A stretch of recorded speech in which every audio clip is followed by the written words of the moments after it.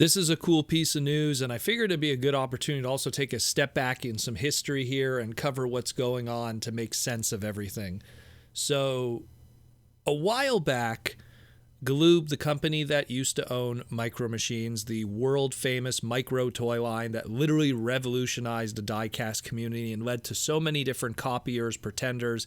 Heck, Transformers tried to be Micro Machines with Micro Masters. Ninja Turtles tried to do it with their Playmates Micro Playsets line. Polly Pocket was born out of it. Mighty Max. Micro Machines was a revolution. But Galoob was waning during the 90s, and then the merger happened, and Hasbro ended up getting the Galoob licenses and that of Micro Machines, which was doing Star Wars, and so was Hasbro, so it kind of worked out in the end. Fast forward, and what did Hasbro do with that Micro Machines sub-brand?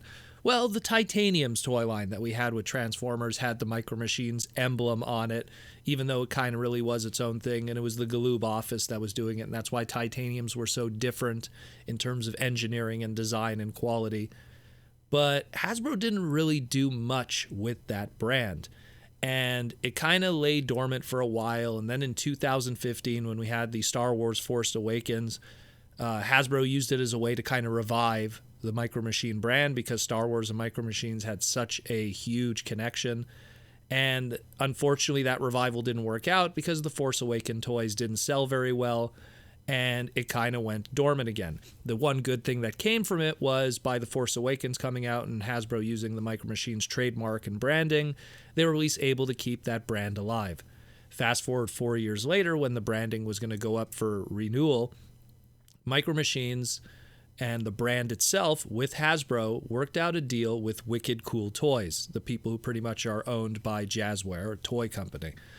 And they worked out a deal where they could license the Micro Machine brand to Wicked Cool Toys. And at Toy Fair 2020, they revealed the brand new Micro Machines line for the new generation with cars, trucks, race cars, play sets, the classic Micro Machine 4-packs, everything that we knew of that brand. And it debuted in August of 2020. Now, around that same time, we had Jada Diecast, which was also another big contender with Hot Wheels and all the other stuff in the diecast toy aisle. And they also had a license with Hasbro doing the Hollywood Rides line, where they did a lot of Transformer cars done in just diecast. And they also did their Hollywood Rides Micros, which they did these 2 little 3-packs. That's all they ever did. 1 3-pack of the Michael Bay movie ones of Hollywood Micros, kind of like Micro Machines, of Optimus Prime and 2 different versions of Bumblebee.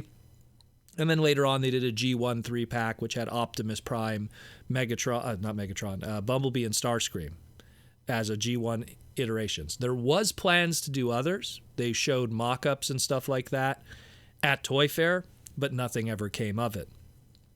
Now we come to today. On a online Chinese forum dedicated to Micro Machines, a whole bunch of factory images leaked. Tons and tons, handfuls of these Micro Machines. And what I did was for this segment, because the images were so messy and crazy, I isolated the individual Transformer stuff from these piles of Micro Machines, because there's even some in these piles that aren't Transformer Micro Machines, they're just regular cars and prototypes and unpainted test shots and stuff like that. So it looks like we're going to be getting at some point a Transformers Micro Machines line based off of the Michael Bay movies. At least that's what we're going to have initially. Maybe we'll get G1 later if these sell well, but we shall see. So I've isolated the images here, and we're just going to talk about these. Obviously, these are probably going to be sold in either 3-packs or 4-packs like Micro Machines have traditionally be done. Maybe we'll get some cool play sets that these could go in. Maybe we'll get some cool little micro things, or who knows what. Micro Machines has always been pretty creative with these kind of things, so it'd be really interesting to see what they do. Because they are Micro Machines, they don't transform. It's just the alt modes.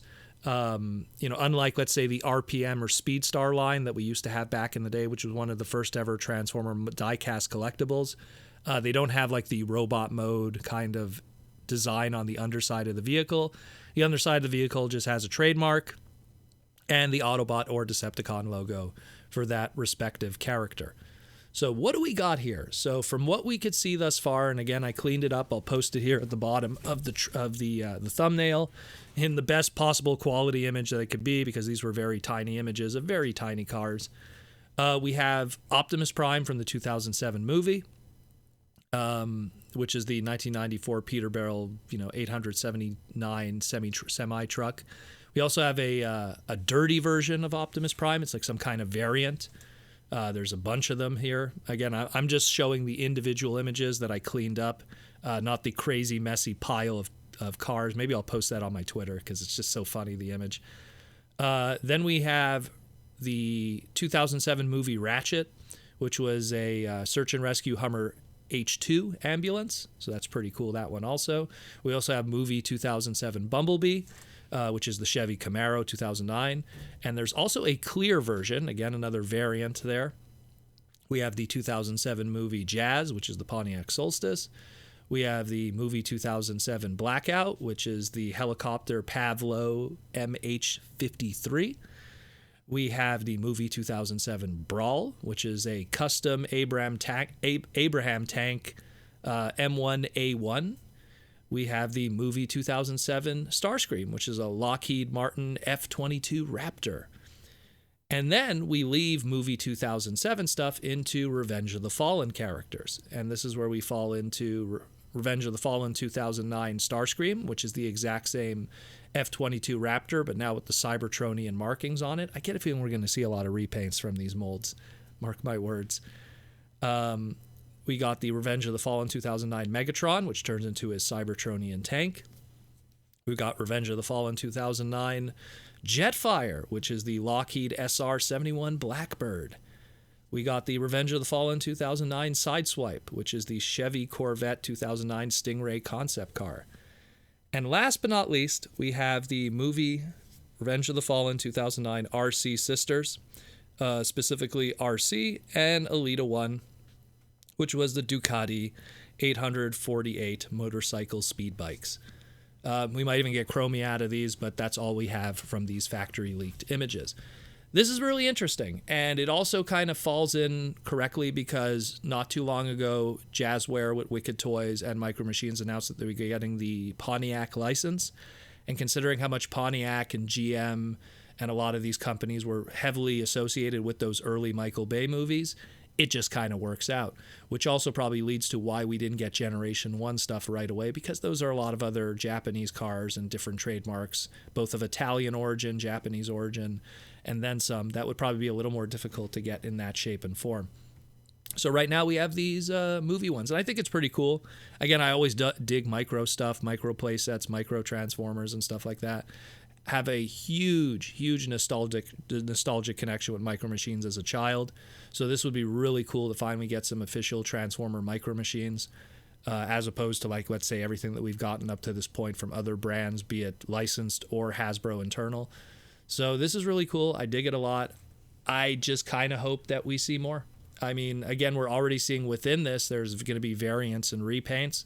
So they're probably going to definitely, like, if they want to, they could take that Jazz and call it Smokescreen. They could take that Optimus and give it a black repaint. They could take the Bumblebee and give it a red repaint. Like the sky's the limit in terms of what they could do with that. And let's not even get into Starscream and Seeker Jets. So there's a lot that could be done, at least even just with the molds that they have already, and they can milk those to death. But I'm really curious to see if they then dive into stuff like, let's say, Dark of the Moon or even Generation 1. It really depends on the initial success of this stuff, but really cool. I like it. I like what I see. Let me know what you think. Hopefully we get some more images in the future that are of better quality to give us a good idea, because these are just really top-down images from tons of factory, handful amounts, and maybe we'll get some more information in the near future. But hey, Micro Machines is back with Transformers.